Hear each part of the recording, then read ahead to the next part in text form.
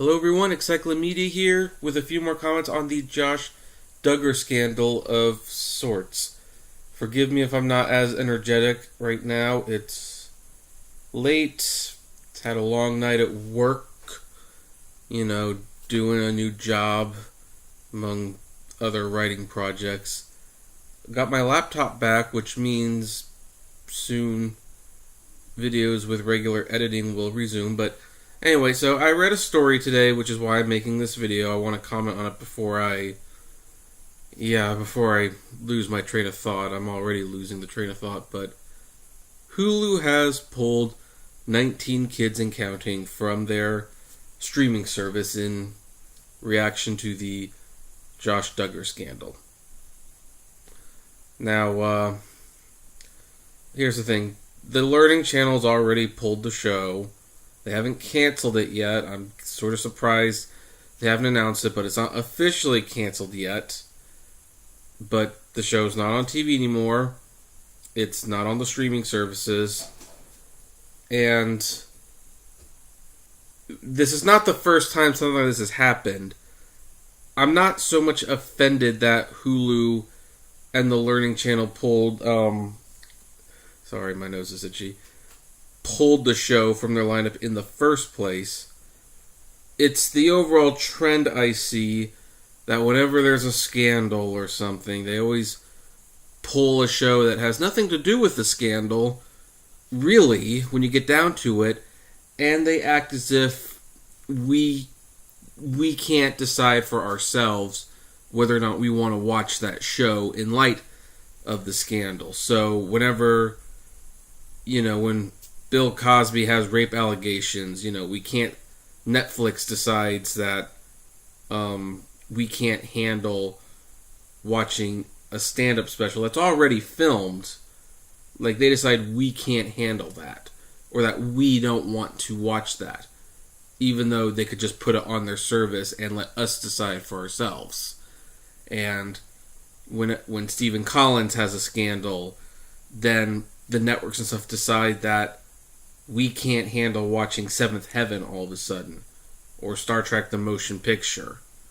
Like, they pull these from their streaming services and from the TV channels. Because, what Stephen Collins did was bad. If Bill Cosby did what the women say he's doing, he did, well, then that is also bad. What happened with what Josh Duggar did was bad. No one's denying this. Like, it hasn't actually been proven yet. But the bottom line is, for the two things that are confirmed and for the one thing that could very well have happened, no one's in dispute that those are bad things. But so what? I mean, well, okay, not so what, in regards to the whole picture, but in terms of the TV shows and the content they're making, so what? Like, why do you have to police us? Why do you have to remove this stuff? If people are not offended by the scandal, or at least if they are smart enough, which most of us are, they're smart enough to separate the show from reality, let them watch the show. If people can't separate the show from reality, they simply won't watch the show. There is no reason whatsoever for Hulu or Netflix or the television networks to be pulling these shows. For the record, I'm not going to watch 19 Kids and Counting. I don't like the show anyway. But don't tell me I can't watch it. Don't tell me that because you're offended by what this one family member did, that all of a sudden I'm not allowed to watch that show anymore.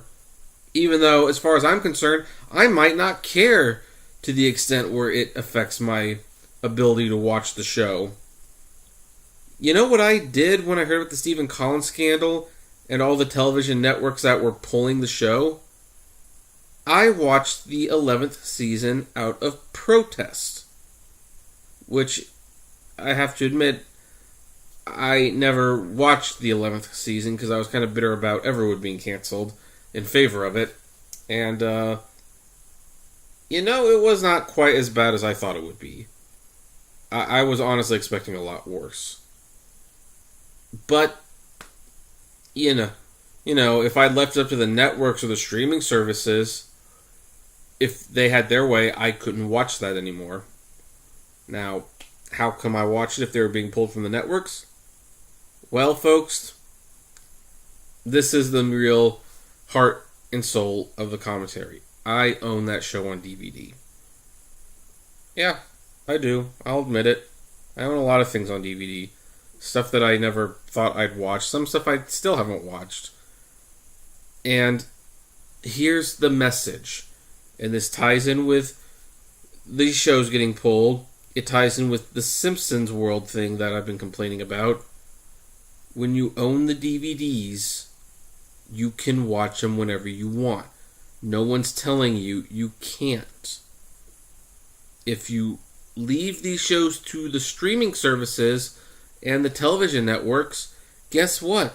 One day, something can happen. An allegation of molestation against kids, which again, I want to stress, is not a good thing. What Josh Duggar did was wrong, but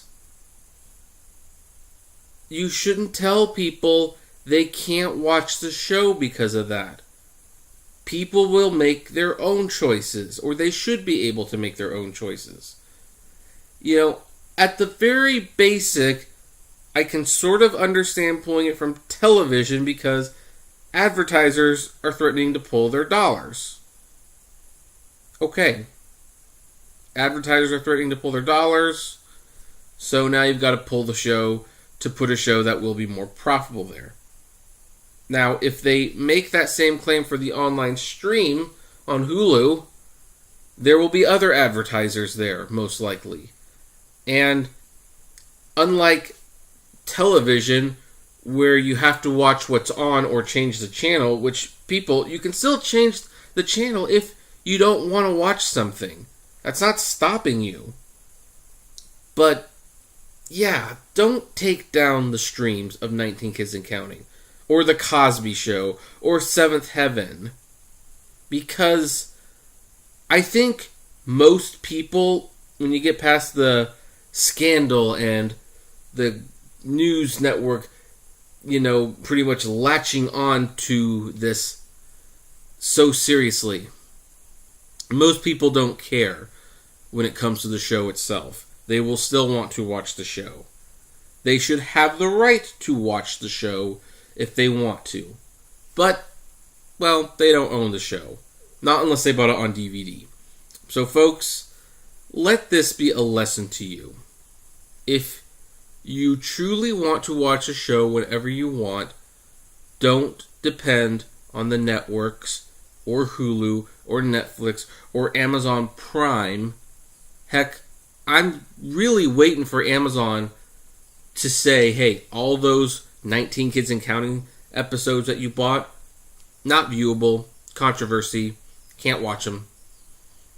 Only with discs and DVDs and Blu-rays can you watch these things without the outside world intruding and saying that you can't.